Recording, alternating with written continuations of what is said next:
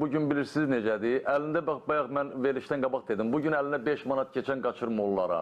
Hamı sosial şəbəkələrdə adi mənim kətçilərim var. İndi bu kebabı hamımız yeyirik də, düzdür. Biri ayda bir dəfə yeyir, biri 2 ayda bir dəfə yeyir, biri bəlkə ildə bir dəfə yeyir. Təsəvvürlə adi mənim öz kəndçilərim var. İzləyirəm Facebook üzərindən, dəfələrcə iradımı da bildirmişəm. Çünki onlara ərkim çatır. Onlar da eyni vaxtda demək olar ki, 20 il qabaq mənim kimi Bakıya gəlmiş adamlardır, dostlar, tanışlardır. Deyirəm, qardaş, bu gündə kebabın şəklini paylaşmaq sizə nə verir? Bu Facebook, oturmuşsunuz restoranda kebab, nə bilim, içki. Bu sizə nə verir də? Bunu hamımız zaten yeyirik də, qardaş.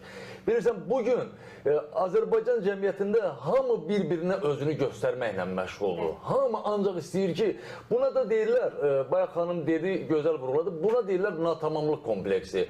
Bugün zerkalli nömrələr, maşın nömrələri, nə bilim, bərk gedən yerlərdə oturmaq, oradan insanlar, bərk gedən yerlərdə istirahət edib onu insanlara göstərmək, aşılamaq, bu insanın öz iç dünyasında natamam olduğunun yəni bariz nümunəsidir.